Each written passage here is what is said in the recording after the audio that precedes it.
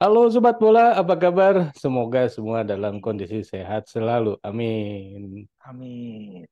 Ini seru juga nih pertarungan pertarungan dalam tanda petik antara ketua BTN, Badan Tim Nasional, Ya, dengan pelatih Persija. Makin ramai. iya, iya, Dan iya. yang terakhir itu komentar dari ketua BTN ini agak menohok juga ya. Katanya lu main lu kerja di Indonesia pakai duit Indonesia tapi lu untuk untuk keperluan bangsa Indonesia Ya. sendiri kok malah ditahan-tahan. Bro Ipung. Ya, mungkin apa yang keresahan lah ya, keresahan yang dialami oleh Ketua BTN Pak Sumarji ini, itu sebetulnya mewakili banyak dari perasaan juga dari para fans sepak bola nasional. Mengingat para fans sepak bola nasional maupun sebagian dari orang-orang yang berkecimpung di PSSI masih menganggap bahwa Piala AFF masih begitu bergengsi, katakanlah seperti itu ya. Mhm, Walaupun sebetulnya tanggapan-tanggapan dari STY sekalipun itu kan sepertinya santai aja mengenai ini ya, mengenai tarik-menarik soal pemain tadi. mhm. Nah, tinggal bagaimana masalahnya ya adalah bagaimana kita katakanlah mengukur prestasi timnas kita apakah memang masih pantas untuk menganggap bahwa AFF ini begitu penting atau tidak, begitu loh, bro. Ya, ya kemarin sempat STI juga bilang katanya kalau perlu sih AFF itu udah nggak ada lagi gitu ya. Ya, Ya karena memang selama benar. AFF masih ini ya, masih tidak masuk dalam jadwal eh, FIFA, Mhm, itu tarik menarik soal pemanggilan pemain masih akan terus terjadi ya. mhm. Karena kan ini bukan baru sekali terjadi di sepak bola nasional. Bahkan di sepak bola Malaysia sekalipun, kemudian Thailand, itu juga masih sering terjadi tarik menarik soal pemanggilan pemain untuk Piala AFF.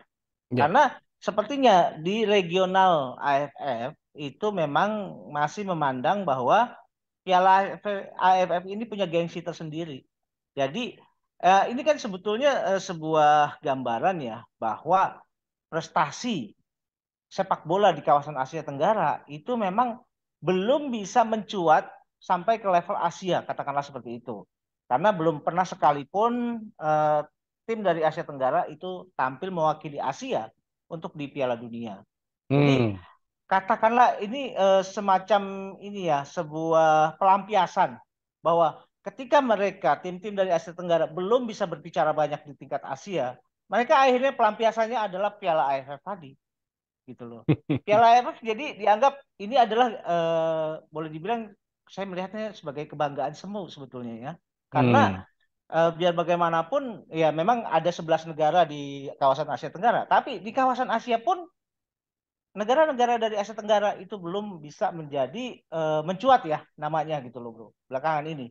Bahkan ya kalau boleh dibilang kenapa kemudian pemain negara-negara dari Asia Tenggara masih katakanlah putaran kompetisi di Piala AFF masih berjalan, yaitu karena tuntutan seperti itu. Ketika Piala AFC lebih sulit digapai, mereka akan menciptakan sebuah kompetisi yang semua punya kans untuk menjadi pemenang, gitu loh, bro. Ya, saya ingat ketika tempo hari ada Hmm, desakan Indonesia pindahlah katanya ke hmm, regional Asia Timur ya, ke Korea ya, Selatan dan di sanalah. Ternyata kan ya, waktu itu pilihan dari PSSI ya mendingan di AFF lah ya di Asia Tenggara karena apa? Karena ada AFF untuk kelompok usia kan dan juga ya, seniornya. Kalau di sana kan nggak ada. Jadi pertandingan di Asia Tenggara ini memang lebih banyak daripada di Asia Timur. Dan ya, itu pertimbangannya ya, memang itu waktu itu kayaknya memang masih diperlukan ya. betul. Ya, harus kita akui ya bahwa di kawasan Asia Tenggara ini adalah kawasan regional yang paling katakanlah aktif dalam menyelenggarakan event-event kompetisi di tingkat senior maupun di kelompok usia. Mhm. Ada AFF Under 16 lah, Under 20, Under 23, bahkan di senior. Mhm. Ini kan sebetulnya sebagai upaya dari AFF, Konfederasi Sepak Bola Asia Tenggara, untuk memajukan, untuk meningkatkan kualitas gitu loh. Itu adalah tujuan utamanya. Hmm. Tujuan utama mereka mengadakan kompetisi seperti ini supaya ketika ada gelaran-gelaran yang lebih besar sifatnya dari sisi ini ya, dari sisi kualitas seperti Piala Asia, tim-tim dari Asia Tenggara ini sudah siap karena Hmm. mereka sudah terbiasa dengan kompetisi-kompetisi regional di Hmm. daerahnya masing-masing gitu loh, di regional Asia Tenggara. Cuma masalahnya ketika waktu itu Indonesia juga ingin pindah ke Asia Timur, tapi ternyata di Asia Timur sendiri pun tidak ada gitu loh Hmm. kompetisi seperti AFF.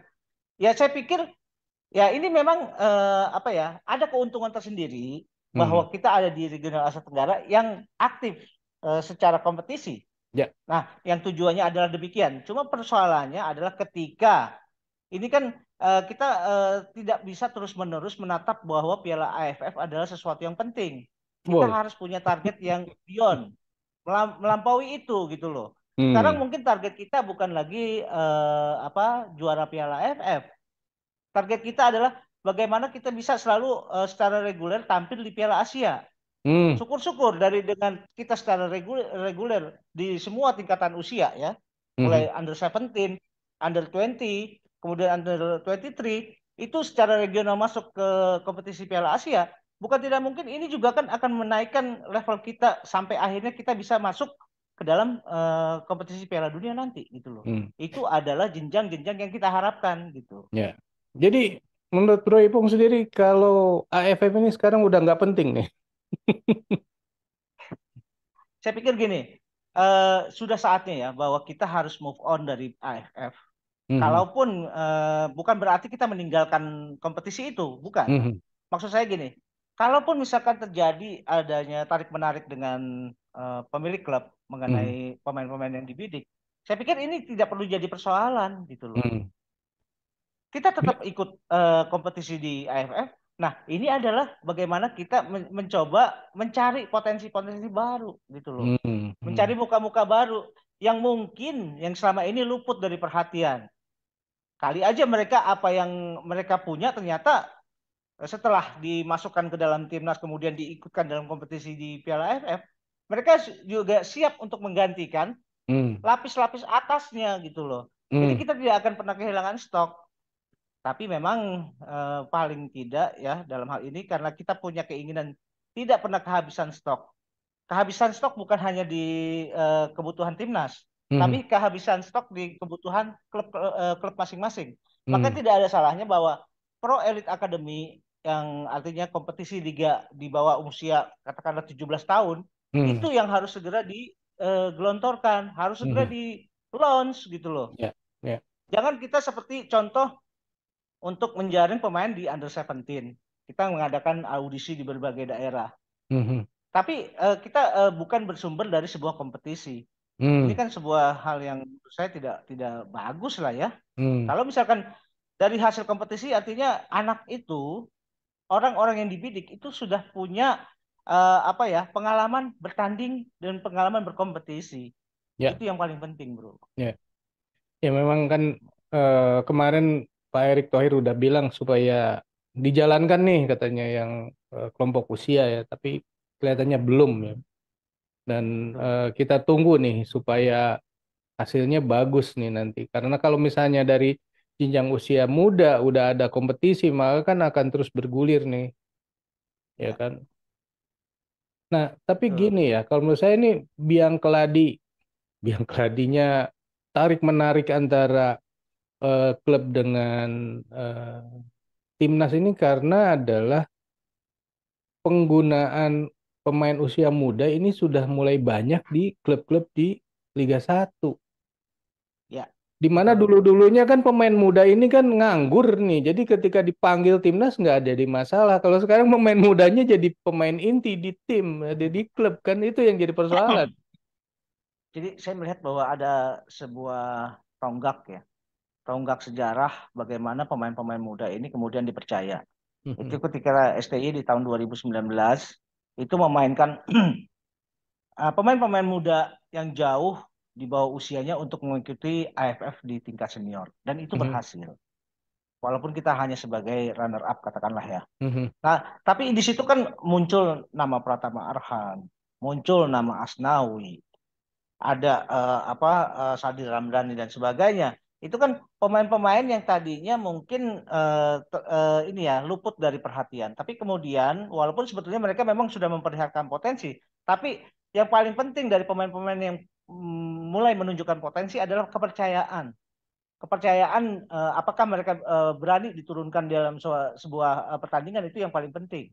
Nah, Hmm. ketika STY berani memberikan kepercayaan kepada mereka, nah ini kan sepertinya memberikan semacam angin segar, memberikan semacam influence kepada Mhm. klub-klub lain bahwa kalau kita mempercayakan kepada pemain-pemain muda juga bisa kok menjawab Hmm. tantangan seperti itu. Mhm. Makanya pada akhirnya kita juga kemudian kedatangan para marquee coach yang dari ada Bernardo Tavares, ada Luis Milla, ada Thomas Doll dan sebagainya, itu juga mulai punya ini ya, punya pola yang sama karena mereka juga bertumpu pada pola pembinaan di negara masing-masing yang Hmm. mengandalkan pemain-pemain muda.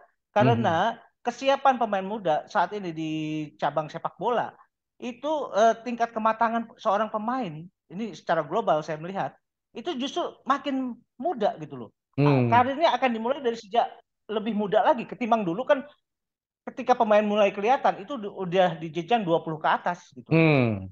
Tapi Hmm. tidak sekarang ini. Sekarang umur 18 aja udah tampil di Piala Dunia. Lihat Hmm. Jamal Musiala, Hmm. timnas Jerman. Umur 18 tampil di Piala Dunia gitu. Nah, ini kan menunjukkan bahwa pemain-pemain yang muda apabila mereka diberikan kesempatan, mereka saya rasa mampu gitu loh, Bro. Iya, iya, iya. Iya. Hmm. Oke, nah sekarang Bro Ipung mengenai Hmm. AFF ini sendiri ya. Ini Ya, antara tarik menarik antara eh, bukan STY sekarang yang majunya justru ketua hmm. BTN-nya nih yang maju ya. Ya. Nah, antara ketua BTN sama pelatih ini gimana nih? Saya pikir gini, ya kalau kita melihat bahwa alasan yang diberikan oleh klub bahwa ini di luar agenda FIFA, itu boleh dibilang sangat-sangat kuat ya, Mhm. alasan seperti itu ya. Mhm. Jadi tidak ada alasan sedikit pun ya buat katakanlah buat tim nasional untuk menarik mereka yang saat ini sedang berkompetisi untuk sebuah ajang yang tidak diakui oleh FIFA, gitu loh persoalannya. Tapi ini dianggap saja ini sebagai momentum ya, momentum buat katakanlah tim nasional yang sekarang untuk mencari muka-muka baru. Bahkan saya Mhm. dengar ada juga STI memanggil seorang kiper dari Liga 2. Nah, Mhm. ini kan membuka kesempatan juga kalau misalkan pemain dari Liga 2 aja akhirnya bisa terpantau oleh timnas, ini juga kan membawa kegairahan baru, menginspirasi pemain-pemain di Liga 2 bahwa mereka juga sebetulnya tidak di luar radar pengawasan gitu loh. Mereka Mhm. tetap diawasi Mhm. gitu loh. Nah, ini yang akan membuat mereka mungkin lebih termotivasi lagi bahwa kemungkinan dibawa ke tim nasional walaupun mereka ada di liga yang di bawah itu ya di bawah Liga 1 ada gitu loh Mhm. kalau mereka memang bisa menunjukkan performa Mhm. gitu. Ya, ya, memang bagusnya seperti itu sih. Tapi balik lagi nih kepada pelatih yang sekarang tidak mau memberikan pemainnya ini, apakah perlu dihukum atau enggak? Yaitu tinggal tinggal bagaimana dari tim nasional dari BTN Mhm. menilai gengsi atau tidaknya sebuah turnamen Mhm. gitu loh. Kalau Mhm. ini dianggap masih membawa nama baik Indonesia lah segala macam, Mhm. karena kebetulan kita masih dianggap masih cuma mampu berkompetisi di regional Asia Tenggara, ya Mhm. ini dianggap sebagai sebuah kepentingan gitu loh, dianggap Mhm. sebuah sesuatu yang penting. Mhm. Tapi kalau targetnya kita bukan ini, bukan AFF lagi, target kita adalah tampil secara reguler di Piala Asia untuk segala level usia, Mhm. ini nggak menjadi penting lagi gitu loh. Mhm. Mhm. Tinggal mereka bagaimana mereka menilai dalam hal ini gitu. Mhm. Kadang-kadang saya suka berpikir ya udahlah, misalnya pemain Persija tidak dikasih ya udah nggak jangan panggil lagi dari Persija. Tapi diumumkan nih Hmm. selama pelatihnya Ya. beliau ya BTN Hmm. tidak akan panggil pemain dari Persija. Biar apa? biar pemain Persija juga paham. Oh, kalau saya tidak dipanggil itu bukan karena saya tidak berprestasi, karena pelatihnya dia gitu. Saya pikir itu kekanak-kanakan bro kalau pemecahnya seperti itu ya. Ancam mengancam bukan bukan bukan jalur yang benar saya pikir. Nah, Hmm, selama selama AFF ya tidak hmm, masuk dalam agenda FIFA, ini persoalan ini akan terus ada. hmm. Gitu loh. Iya. Apakah perlu AFF digeser ke ke jadwalnya, jadwal apa namanya, ke jadwal FIFA lah gitu. Ya tergantung dari FIFA-nya sebetulnya. Hmm, Apakah FIFA masih kan FIFA sendiri sebetulnya jadwalnya juga sudah cukup padat ya. Karena hmm, FIFA kan menaungi enam kalau nggak salah enam konfederasi sepak bola dari enam benua gitu loh. hmm, Nah, tentu jadwal mereka padat. Kalau misalkan kompetisi-kompetisi yang sifatnya regional ingin juga dimasukkan sebagai apa agendanya FIFA, tentu bagaimana lobby-lobbynya dan bagaimana ya, cara cara treatmentnya seperti apa ya, hmm, mungkin dari AFC, dari hmm, AFF yang harus harus ini ya, harus ya, mulai bisa meyakinkan FIFA bahwa kompetisi ini juga kompetisi yang bermutu, gitu ya. loh. Tapi kan yang model-modelan AFF ini nggak banyak di seluruh dunia kan. Bahkan di Asia pun kalau nggak Iya, salah cuman Asia Tenggara yang punya. betul, betul, betul. Ya. Oke sobat, itulah obrolan kita ya mengenai eh, keributan atau keributan apa kehebohan lah dianggap Iya. antara ketua BTN dengan pelatih Persija dan PSM. Kalau menurut sobat sendiri ini mestinya gimana sih jalan keluarnya nih? Atau ya udah biarin aja deh kita pakai pemain yang tidak dipakai di klub gitu ya atau yang lain atau seperti apa? Silakan tulis di kolom komentar. Sekian dulu obrolan kita. Kita lanjut di video yang akan datang. Sampai jumpa. Bye. Thank you, bro.